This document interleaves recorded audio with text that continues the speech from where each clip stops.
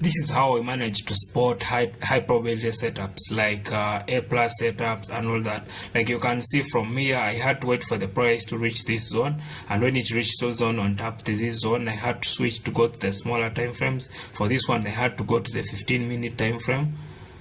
15-minute time frame. Like you can see from here, the price came here and reacted very well with that order block. So from there, if you put like this,